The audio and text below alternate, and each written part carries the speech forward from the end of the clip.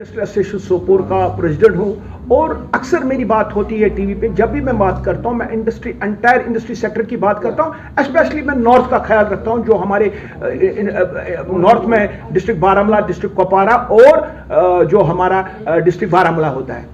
तो आज की जो प्रेस कॉन्फ्रेंस मैंने बुलाई, मैं मजबूर हो गया जम्मू आने के लिए, क्योंकि मुझे लग रहा है कि जो मैं कश्मीर से आवाज दे रहा हूं वो मुझे लग रहा है कि जो हमारे ईमानदार लेफ्टिनेंट गवर्नर है उसकी कानून तक ये नहीं पूछती है। तभी मैं मजबूर हो गया आज जम्मू आने के लिए। मेरी जो प्रेस कॉन्फ्रेंस है 2-4 पॉइंट पे। एक तो मेरा पहला, मैं पूछना चाहता हूं मौजूदा हुकूमत से, क्या इंडस्ट्री सेक्टर इतने गए गुजरे हुए हैं कि कोई इनकी तरफ ख्याल ही नहीं करता है? हमें तो ठीक है, हमारे पास आज इंडस्ट्री के नाम पे एडवाइजर नहीं है। अगर आपको लगता है कि इंडस्ट्री इतनी ये है तो फिर तो बंद ही करो ना, फिर हमें नजात दिलाओ। फिर अगर हम ये बोलते हैं कि बैकबोन, अगर इंडस्ट्री कोई बेरोजगारी दूर कर सकती है या हमारे जम्मू कश्मीर, वो इंडस्ट्रीज है। आज की डेट में भी 15% से अलावा हमारी यहाँ पे लोग बेरोजगार है। मुझे नहीं लग रहा है कि मौजूदा हुकूमत कोई सीरियस इंडस्ट्री चलाने में है। हमारी पेमेंटें बंद है, करीबन 2 साल से हमारी पेमेंटें बंद है।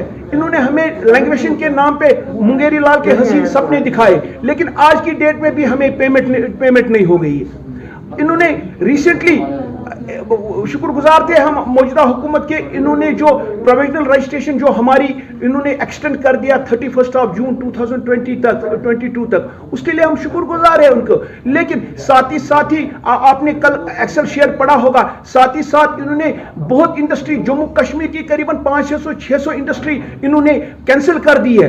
मैं रिक्वेस्ट करना चाहता हूं अपने ऑनरेबल चीफ सेक्रेटरी साहब से, मेहरबानी करके क्या आप खुश होंगे कि वो 600 या 700 इंडस्ट्री जो आपने बंद कैंसिल करी, क्या वो मजबूर होंगे कोर्ट का दरवाजा खटखटाने से? मेरी रिक्वेस्ट होगी, हमें मजबूर मत कीजिए कोर्ट में जाने के लिए। हम आपके अपने बंदे हैं, हम इंडस्ट्री चलाने वाले बंदे हैं, हम सन ऑफ द सॉइल है।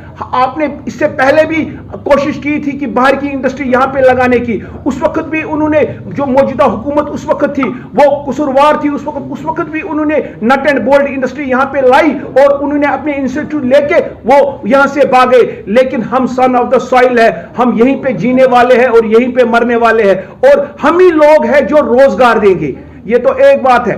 और दूसरी, हमारी ये बोलते हैं कि हम जी इंडस्ट्री चलाएंगे।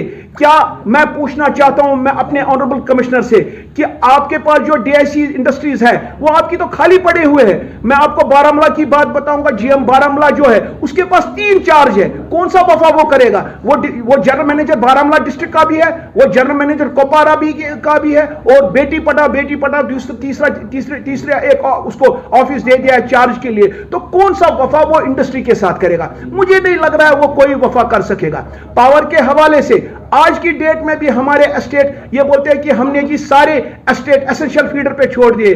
आज की डेट में मैं मौजूदा हुकूमत को ये बताना चाहता हूं, कुपवारा एस्टेट जो 1972 में जो एस्टेट वजूद में आया है, आज की डेट में वो एसेंशियल सर्विस उस एस्टेट में नहीं है।